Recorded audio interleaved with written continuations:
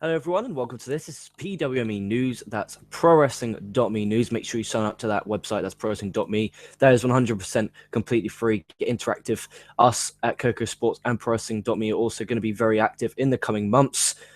Just finished watching Monday Night Raw at last. However, this will not be talking about Monday Night Raw. We'll be talking about the TV ratings. Also going to talk about some upcoming New Japan shows, including the Best of the Super Juniors tournament coming up. Going to talk about the WWE Global Cruiserweight Series. We're going to preview SmackDown. We're going to preview tonight's edition of NXT. We're also going to talk about a former WWE star calling out Ryback. According to this gentleman, he is economically illiterate, which I found very amusing. Also, Shane McMahon set for WWE Network podcast, which will be ran by Mick Foley, which is the story we're going to be talking about at the beginning of this show. So let's get down straight to it. Tuesday, which was yesterday, WWE announced that Shane McMahon will be taking part in a tell-all podcast hosted by WWE Hall of Famer Mick Foley on the WWE Network on May the 23rd. And that will obviously take place immediately following Monday Night Raw, as it usually does. He will appear on the first ever podcast hosted by Mick Foley on the WWE Network. In the past, has been characters such as Stone Cold Steve Austin, Chris Jericho, and JBL, who do these interviews /podcasts /segments on the WWE Network programming service. However, Shane McMahon being on Mick Foley is... I don't know. I don't understand this. Why can't this be a Stone Cold podcast? Unless there's some particular reason why Stone Cold isn't allowed. Maybe he did a podcast that he wasn't meant to, or if he's being a little shitbag. I don't know. But from what I can understand, the relationship between WWE and Steve Austin is really good, because otherwise we'd have heard reports about it. Apparently, it's still really good. I don't understand why. Austin's podcast is all about, he asks the hard questions. That was one of the motives to get you to watch the Stone Cold podcast on WWE Network. So it just waffles, baggles, whatever the fuck you want to call it. That's the word. Boggles my mind why this isn't a Stone Cold podcast. Maybe Shane McMahon requested Mick Foley. Who knows? Maybe Shane McMahon is really close to Mick Foley, and the only person he would do it with is Mick Foley, and maybe him and Austin have some heat we don't know of, or maybe McMahon still hasn't got over Austin leaving the company. I have no freaking clue. Back in 2002, during the King of the Ring tournament, I have no freaking clue, and it really is strange. If listening to this, you just think, they just want to promote Mick Foley's upcoming Holy Foley segment or series or show, whatever the fuck you want to call it, on the WWE Network, then okay, that's understandable. That makes sense. Maybe you could do a cheap plug in there. Foley's good at his plugs, especially his cheap plugs. But I don't know. It's really what I don't get it. Austin's podcast's gimmick on the WWE Network is all about he asks the hard questions, the tough questions. And if it's going to be a tell-all, why wouldn't you have the guy who asks the toughest and hardest questions ask that question? It's a podcast, so it's a question, it's an interview. Unless this is going to be WWE propaganda bullshit, and maybe this is why Stone Cold Steve Austin does not want a part of it, because it's not actually real. Maybe that's why. But I don't know. And I'll keep you updated if there's anything pops up in any of these dodgy sites about Austin and Vince McMahon's or Austin and Shane's relationship. So there you go. Also, I will move on. I'm going to go from ass backwards today. Captain Cannabis on Twitter, who is Val Venus at Val Venus Ent. If you want to follow this guy on Twitter, obviously Val Venus, Sean Morley, whatever the fuck you want to call him. He tweeted, obviously, as you guys know, Ryback left. He hasn't left the company. He went home. He's been written off television. He will not be getting a pre-show match at the Extreme Rules pay-per-view, which is going to be shocking news to him. Because basically, if you've been out of the loop recently, what's been happening is Ryback has been upset with the level of pay. He thinks just because you lose doesn't mean that you should get paid less than the main eventers. No. I look at this, now I've had time to digest what he's saying.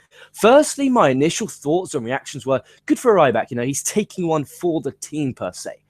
But now actually looking at it from, an intelligent level and a logical level, what he's saying is absolutely ludicrous. So he's telling me that he should be getting paid the very same amount as John Cena. No. John Cena should be getting paid more than him because he actually puts butts in seats. He's more of a draw. Should Zack Ryder be getting paid the same as Randy Orton? No, because Randy Orton draws. He sells more merch. It's the way it is. He's more of a draw. People pay to see Randy Orton. They don't pay to see Zack Ryder. So everything Ryback's saying is actually ridiculous and stupid. And if you're on the fence, I honestly think, take a look at it from the outside. Don't think of it from a hate WWE point of view. I look at it from, wait a minute. What he actually saying is fucking stupid. The way he makes it come across is that, he words it very well. He words it like, I lose, all the time. My record is 12-26 in the loss column on pay-per-views. He's lost more than he's won, nearly double times. But just because he loses, you don't get paid less. You get paid depending on your spot on the card, which is the way it's been for about 50 fucking years at least. John Cena shouldn't be getting paid less than Heath Slater because Heath Slater does more shows. No, Heath Slater's not a draw. It's so fundamentally basic, and he's meant to be this... He is stupid, when he hits his head. Stupid. Like, he is a fucking idiot. He is an imbecilic sack of shit for a reason. This guy is a dumb fuck. And if you look at it from that point of view, he really is. So back to the original point I was trying to make. Val Venus puts on Twitter, he actually tags him. So the balls of Val Venus here. At Ryback22 equals a great athlete, excellent performer, and one powerful dude. But I'm shocked at his total lack of understanding of basic economics. He also put, #WWE at Ryback had 13 years of free education. This is the sad and pathetic result, and puts in the link his Tumblr post that Ryback put, and it was absolutely hysterical, and I marked out for on Mr. Val Venus's comment. And if you have any opinions and comments on what Ryback has, put in the live comments or put them on the comments after the show has been published. So, SmackDown non-spoilers lineup, because obviously the night is dark and full of spoilers. You do not get that here at Pro Wrestling Dummy. If you want that, head over somewhere else. But I'm going to preview tomorrow's SmackDown just briefly. I'm going to get more into it tomorrow. But we got the Vaudevillains versus the Social Outcasts. Obviously, the Vaudevillains are now the number one contenders for the WWE Tag Team Championships upcoming at Extreme Rules. Rusev versus Batty Ryder, because obviously Batty Ryder was the last one eliminated from the number one contenders battle royal for the United States Championship Monday Night Raw. Charlotte and Emma versus Natalya and Becky Lynch. Obviously, the feud between Emma and Becky Lynch and Natalya and Charlotte colliding here. IC Champion The Miz versus Sami Zayn. A highlight reel with Chris Jericho and yes, Sami Zayn. That was obviously promoted a lot on Monday Night Raw. And then in the main event, you have the Usos versus Machine Gun Carl Anderson and Doc Gallows. That's the SmackDown preview there. I'll be getting a lot more into that tomorrow. I'm actually going to talk about it in a lot more detail. But I just wanted to, in case you guys were on the fence of watching SmackDown tonight, because I know it airs in Canada on Wednesday, so I just wanted to give a little preview there. On to the WWE Cruiserweight, Global Cruiserweight Series, there was some qualifying matches and some upcoming qualifying matches that I'd like to talk about. Two took place on Sunday, April the 24th at Progress Wrestling at the Progress Chapter 29 event. You had Zack Sabre Jr. defeating Flash Morgan Webster, and also you had Jack Gallagher defeating the Bruiserweight Pete Dunne. Then Sunday, May the 1st at Revolution Pro Wrestling, live at the Cockpit.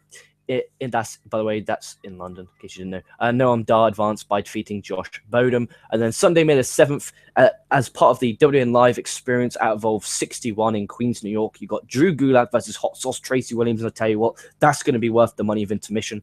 Also, Fred Yehi versus TJ Perkins. Again, a fucking phenomenal lineup. I'm going to break down the Evolve 16, Evolve 61 cards as their own podcast as we progress on in this week. We're at Wednesday. So maybe tomorrow you're going to get your news, and also you're going to get your Evolve 16, Evolve 61 preview. So please check out alternatives like Progress Wrestling, like Evolve, like Revolution Pro Wrestling.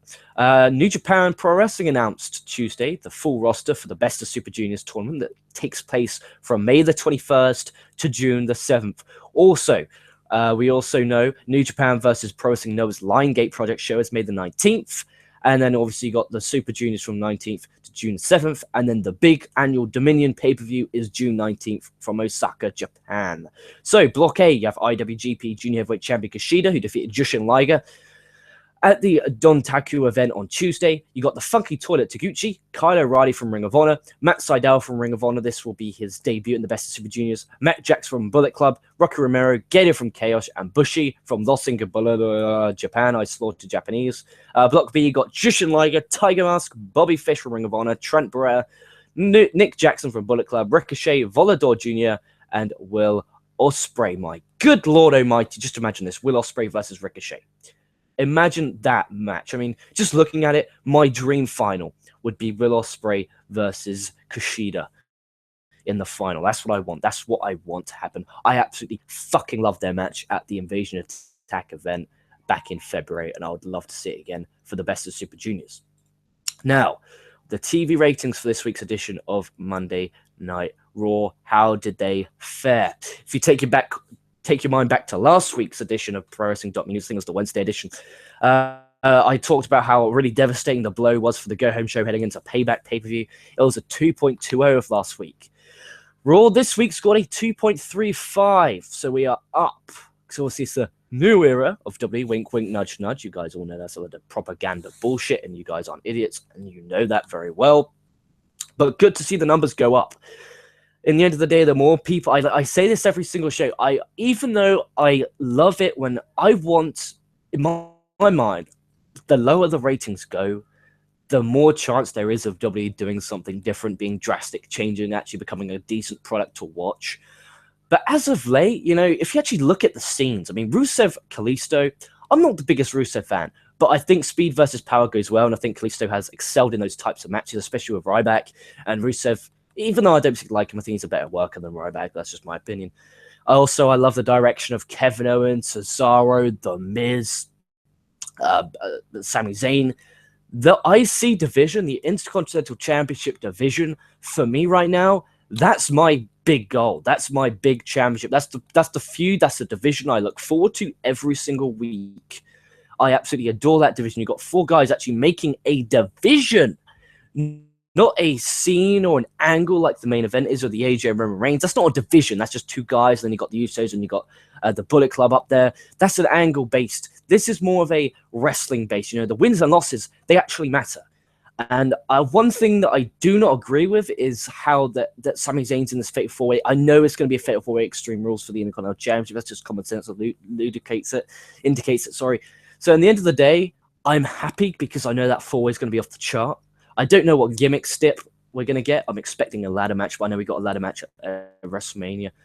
But I'm hoping for a ladder match. I think it could be amazing. And, you know, I honestly, I want Cesaro to win. Cesaro and Miz program going forward. Sami Zayn and Kevin Owens going forward. And one thing that I've loved is, again, the division. How many times I just have to stress this. You don't know how much I love it. There is a division.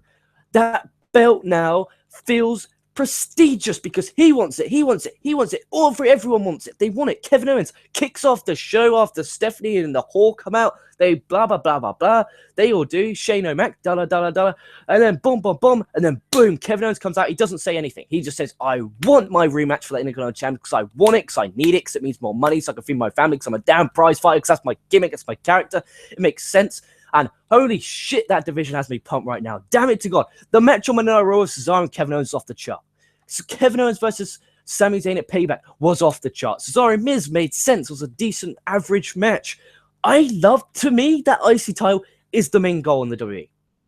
Because 4 people want it. The WWE World title, it's an angle. You know, we're just waiting for Finn Balor to debut. It's not about the World Championship right now. It's about the angle. It's about the Bullet Club. Who's joining that? Who's joining that? Who's joining that? Is Finn Balor going to debut? Blah, blah, blah, blah, blah. Boom. No. IC title is about the Intercontinental Champion because that's what matters in the story. Damn, I'm getting hyperventilated over here, but damn, I'm getting passionate about it because I fucking love that belt. Whew. Back to TV rate 2.35. Decent. But more importantly, the hourly viewership figures, okay? So the first hour was 3.458 million. Then the second hour retained people by nearly the exact same viewership from the second hour to the first with 3.457. The third hour only dropped a incredible 2%. And they had a 3.383 million. Average viewers of 3.432, which is up 10%, which is around 300,000 viewers from last week. So even though the TV ratings don't indicate, this was a huge win for Monday Night Raw when it pertains to their viewership figures. Damn, I got passionate about that, didn't I? Bloody hell. We're going to preview NXT up next. And that's the last thing I'm going to do before I end this show. And then I'm going to get to the live comments. So if you're in there screaming your head off in the live comments, I will get you and you will be the closing part of this show. So, WWE taped the following for tonight's NXT. I'm using ringsidenews.com for this, so if it's wrong, please do not bite me. Samoa Joe versus... I won't say that because the night is dark and full of spoilers. So, No Way Jose versus Noah Kekoa. Wow, what a name. I'm Noah Kekoa. I love that. But if you remember a few weeks ago, I said I missed No Way Jose's debut. So this will actually be my first time checking out No Way Jose, so make sure you check out the review tonight with me and Boom Booms to make sure what my opinion is of No Way Jose. We have Dash and Dorsh and the Revival versus Batty Ryder and Mojo Rawley. Damn it to God, I thought that team finished. Damn it. Damn. Anyway, I'm this is obviously I don't read spoilers. Obviously there is a spoiler here that in the show, and you will know it when it comes up. I'm not going to read it on air in case there's people who are maybe new to wrestling, or I don't know. But in the end of the day, I actually think this could be a tough one because I can picture, Zack Ryder, he had that thing on the main roster, so they want to kind of protect him. So maybe they have a run for the tag titles. But then Dash and Dawson, they haven't had their rematch yet for their NXT Tag Team Championship, so maybe the Dash and Dawson will get the win. I have no clue, so I'm actually interested in that. Austin Aries versus Ty Dillinger, that's pretty much going to be a squash, we all know that. And then Nia Jax versus Tessa Blanchard. This is the second time we've seen Tessa Blanchard in an NXT ring in the past few months, so who knows what the future holds for Tessa Blanchard. Good to see Nia Jax also back in the mix. So I'm going to get some live comments if we have any. We're not guaranteed to have any. Let's have a look. We do have some. Here we go. So we got Seth Alpha Rollins. I applaud Ryback for standing up for himself. Vince has held every wrestler by the balls for too long. You see, that I agree with. But then if you actually think about it, Ryback is complaining that he's not getting paid enough. He's basically saying that if you lose, you should get paid the exact same as if you win. But the idiotic side of this is you're telling me Heath Slater should get paid exactly the same as John Cena. You're telling me Heath Slater should get paid the same as Randy Orton. You're telling me Heath Slater should be getting paid the same as Roman Reigns. As fucking even right now, AJ Styles. AJ Styles should be on a higher wage than, say, a Kalisto.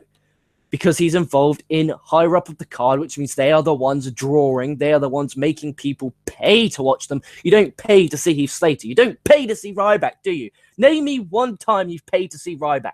One time. That was when he was in the main event scene. When he was in the main event scene, he should have been getting paid more. It's the way the fucking business works. It's the way it's worked for ages. I do agree that people like Rock, when they come back, blah, blah, blah, but they're still drawing. If you think that what Ryback's saying is truthful, I'm going to be honest with you. I think you're an idiot. You're an idiot. At first, my initial reaction yesterday was I read it just literally on air. And I said, you know what? Good for him. He's standing up. He's having balls. But then I actually read it and I actually proper digested it. And this is what Ryback is saying. This is what he is saying. He is saying that he should be getting paid the same as everyone else. There should be a specific wage. No, that's bullshit. That is absolute bullshit. And I think he's an absolute Nimrod and a sack of shit in a fucking toilet. Jesus H. Christ on a popsicle stick. Really, Ryback quit? Why? Just want to know. He hasn't quit. He's kind of taking a sabbatical at the moment. Jesus Christ, I'm a bit chirpy today. But he hasn't quit per se, but I guarantee you the guy's going to be quitting sometime down the line. I mean, he's trying to hack the trademark, the big guy. Because, I talked about this yesterday. TNA guys, if you look at their main roster, they don't have a minor roster. They got Spliff Hardy from WWE, Fat Hardy from WWE, Lashley from WWE. Mr. Anderson from WWE, even though he's gone now. Tyrus, WWE dropout. Drew Galloway, WWE dropout. Mike Bennett from Ring of Honor television. They nick guys from television. That's why I'm so excited for Crazy Steve. That's why I'm so excited for Rosemary, because they haven't been on television before, and it's interesting, it's exciting, it's new. That's why I'm excited for Trevor Lee. That's why I like them. Eddie Edwards, Ring of Honor. They don't bring in guys and make them. Even EC3, the low-end god of TNA, EC3, even he's a WWE dropout. So Ryback, he's a WWE dropout. It'll be in TNA. And the TNA fans will love it. And I'm at the point now where I don't give a fuck. I'm just going to give my honest opinion. I can't be bothered to try and, shell things off or trying to be nice about it. I think TNA is a good product. It just feels dated. And my passion for it is close to non-existent. That's my opinion. We got Boom Boom's in the room. That was a good one.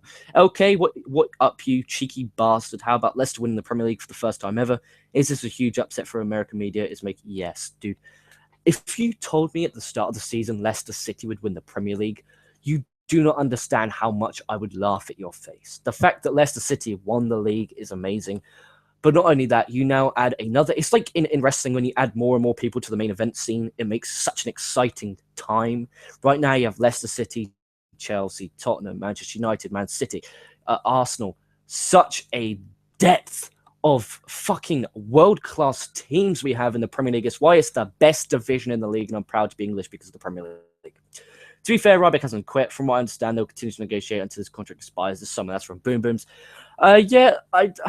Let's call a spade a spade. If he does re-sign, he ain't going to get a mega push like he thinks. And what he is saying is so damn stupid. Imagine this. It's like going up to fucking Wayne Rooney, who scores 3 goals a game, and then going up to fucking any Tom, Dick, and Harry who plays for Chesterfield. Okay, Chesterfield came up to town. You came up to mine. You're gonna pay Wayne Rooney more money to play for your team. Why? Because he's a better player. He scores more goals, and the fact that Wayne Rooney is a brand, it's a name value. People will pay money to see Wayne Rooney. Will people pay to see Gary Jobber from Chesterfield? No. It's ludicrous. If they paid everyone the same, I swear to God, I'll put my head and I'll smash it against the wall and live on camera.